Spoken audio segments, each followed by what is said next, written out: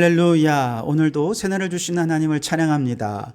오늘도 말씀으로 시작하는 이 하루, 말씀 충만, 은혜 충만, 성령 충만한 하루가 되시기를 주님의 이름으로 축원합니다. 오늘 우리에게 주시는 하나님 말씀은 요한복음 9장 1절로 7절 그리고 40절, 41절 함께 읽도록 하겠습니다. 하나님의 말씀을 경청하시기 바랍니다. 예수께서 길을 가실 때에 날 때부터 맹인된 사람을 보신지라. 제자들이 물어 이르되 랍비여, 이 사람이 맹인으로 난 것이 누구의 죄로 인함이니까? 자기니까 그의 부모니까? 예수께서 대답하시되 이 사람이나 그 부모의 죄로 인한 것이 아니라 그에게서 하나님이 하시는 일을 나타내고자 하심이라.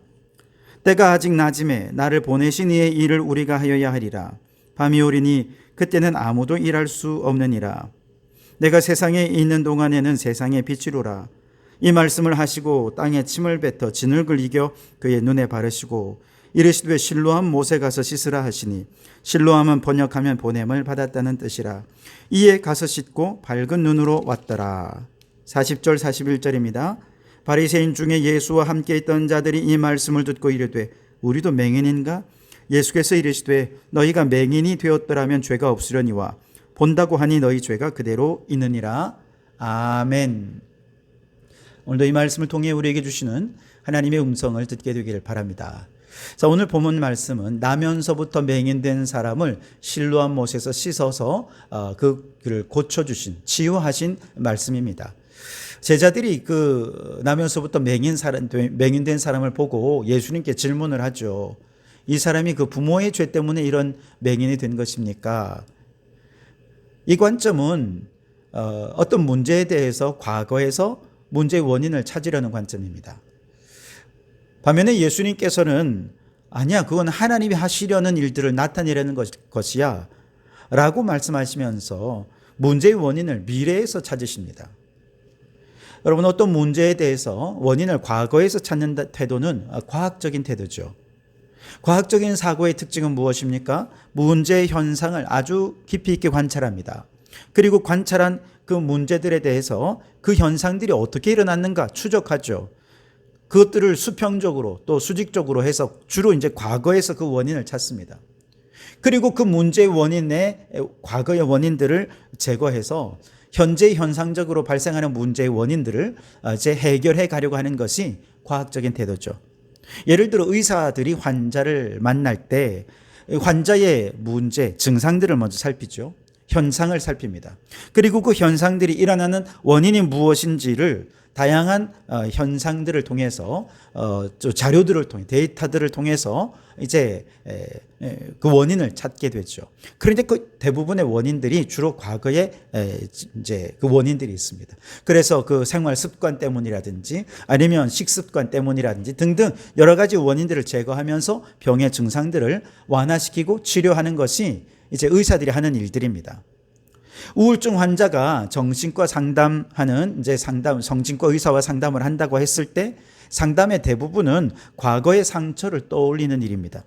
과거의 상처를 주었던 사람들 혹은 과거에 상처 입었던 환경들, 그런 사건들에 직면하게 하면서 그 상처들을 하나하나 극복해 가도록 하는 것이죠.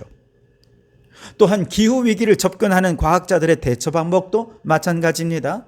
오늘날 기후 변화의 현상, 원인은 무엇일까? 수많은 데이터들을 가지고 추적해 보니까 인간이 화석연료를 사용하면서부터 이 엄청난 일들이 시작되었구나. 그리고 그것을 확인한 순간 기후위기의 원인을 제공한 화석연료를 줄이는 방식으로 오늘날 이 기후위기 문제를 해결하려는 것이 기후위기를 대처하는 방식인 것이죠. 대단히 과학적이죠. 데이터에 기반했고 또 그렇게 해서 원인을 제거함으로써 오늘날 문제를 해결하는 방식, 인과응고적인 방식이기도 합니다.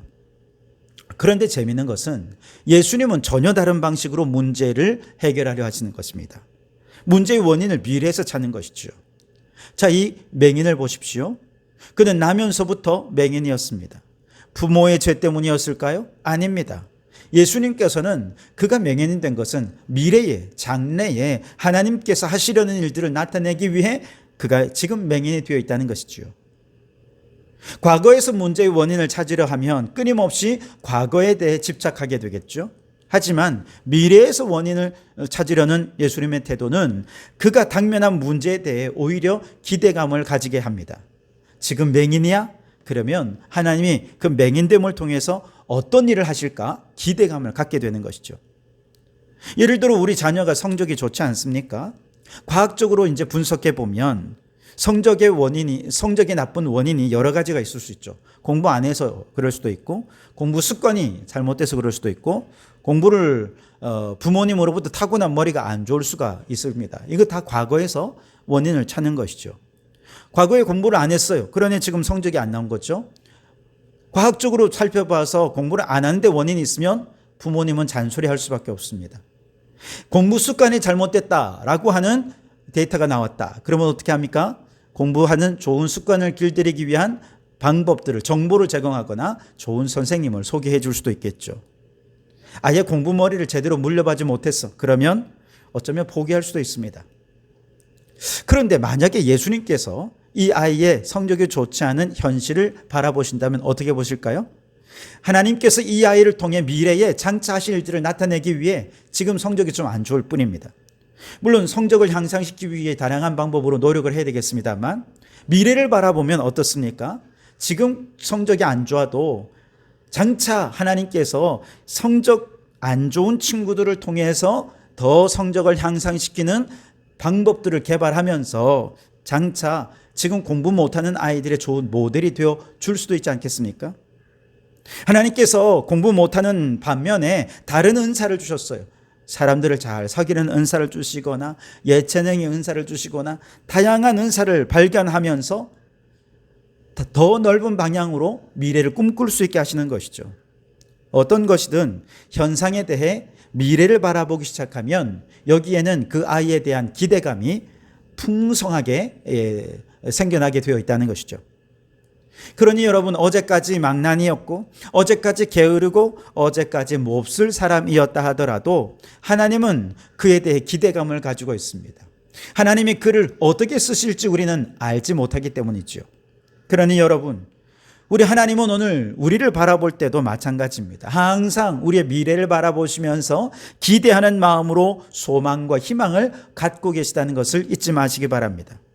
그렇다면 우리도 예수님처럼 누군가에 대해 바라볼 때, 그의 불행한 사건이나 그의 현실을 바라볼 때 그 모든 것의 원인을 미래에서 찾는 것이죠.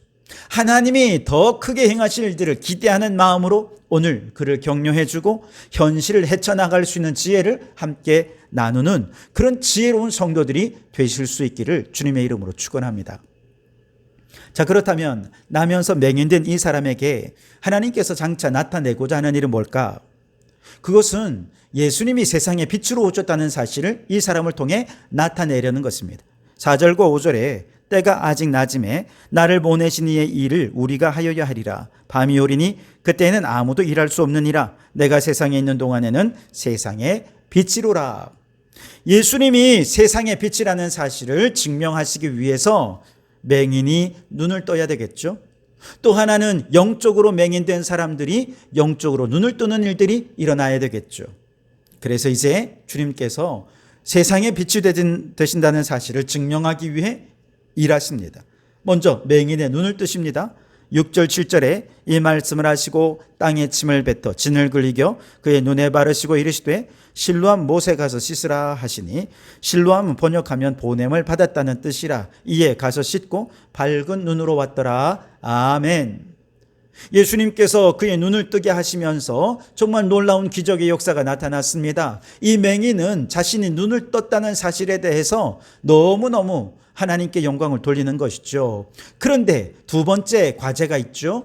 영적인 맹인들이 눈을 뜨게 하는 사건이 이제 이어져야 되는데, 이를 위해서 그가 눈을 뜬 이 사건에 대해서 수많은 사람들로부터 이제 막 질문이 쏟아지기 시작하는 것입니다. 8절에 보면 이웃 사람들이 질문합니다. 네가 그 맹인이었던 사람이 맞아? 10절에 보면 네 눈이 어떻게 뜨진 거야? 그러면서 막 질문을 합니다. 그랬더니 그 사람이 자기가 이렇게 해서 눈을 뜨게 되었노라고 하나하나 대답을 해주지요. 이번에는 사람들이 그래? 그 사람이 너 눈을 뜨게 해줬어? 그럼 그 사람 어디 있어? 그렇게 질문을 받으니 이 사람이 말합니다. 한 번도 나는 본 적도 없고 그가 누군지도 모르니 지금 어디 있는지도 알 수 없노라고 그렇게 이야기를 합니다.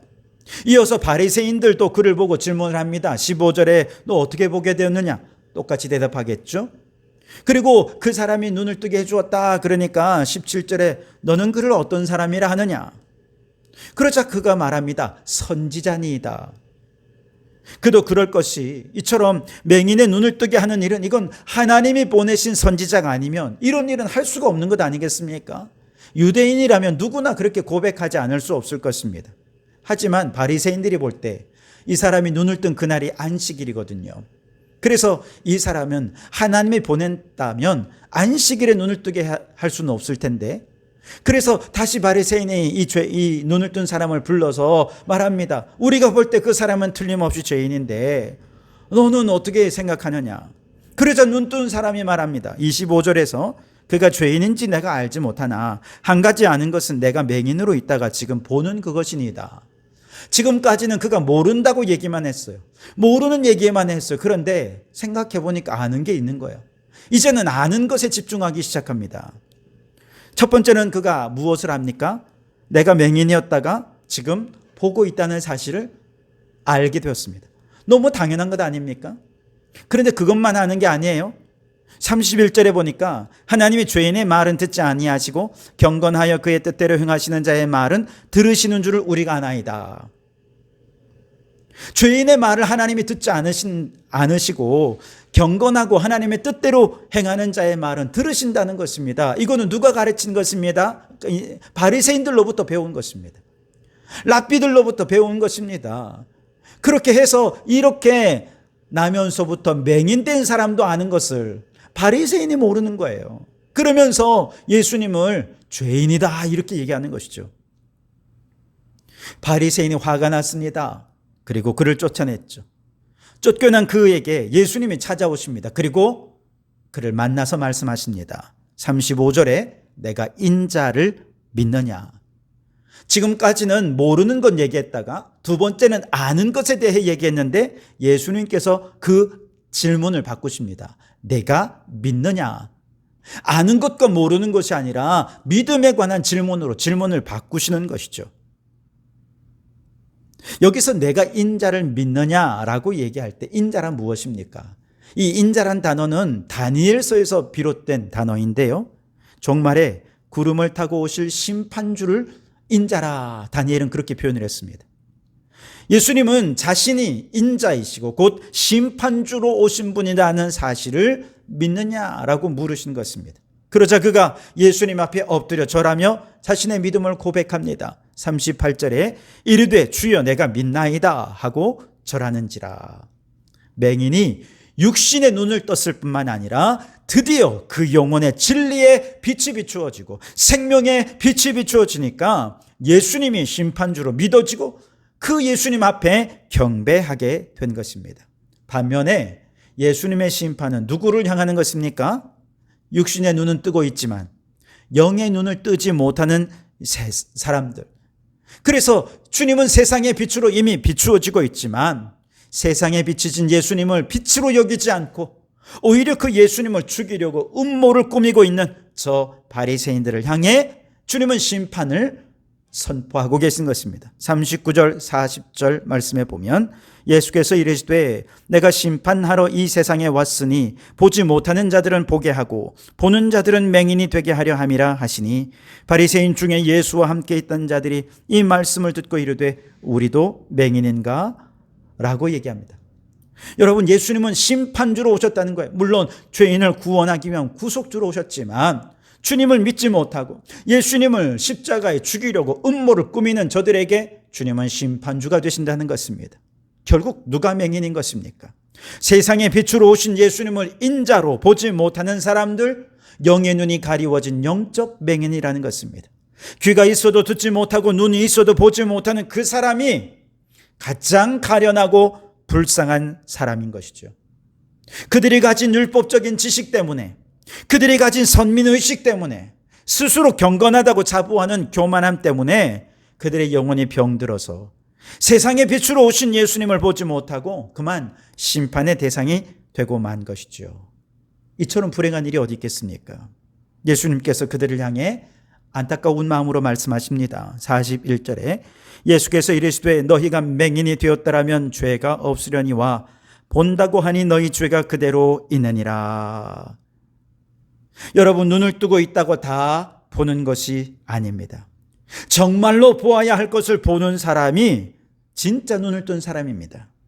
세상의 빛으로 오신 예수님을 영의 눈을 열어보고 그의 귀를 열어 주님의 음성을 듣고 영적인 감각이 활짝 열려져서 주님과 영적 교제를 나누는 그 사람, 그가 진짜 살아있는 사람이고 그가 진짜 눈뜬 사람이라는 것이죠. 그렇지 않고 죄가 그의 모든 영적 감각을 마비시켜버린 사람, 그는 식물인간처럼 살아있으나 죽은 자로 살다가 결국 심판을 받게 될 것입니다. 그러므로 예수 이름으로 죄사함 받고 죄가 마비시킨 모든 영적 감각을 오늘 되살려낼 수 있길 바랍니다. 그래서 건강한 모습으로 주님과 교제하고 교통하는 우리 성도들이 되실 수 있기를 주님의 이름으로 축원합니다. 기도하겠습니다. 하나님, 죄로 인해 영적 감각이 마비되어 영적인 식물인간이 되어버렸습니다. 이대로 주님의 심판의 대상이 될 수는 없습니다. 주님 오소서 우리의 마비된 영적 감각을 되살려 주시옵소서. 세상의 빛으로 오신 예수님을 보게 하옵소서. 주님의 음성을 듣게 하옵소서. 주님과 깊은 사랑의 교제를 나누며 주님 안에 살아있음을 느끼고 감격하게 해 주시옵소서. 예수님 이름으로 기도하옵나이다. 아멘.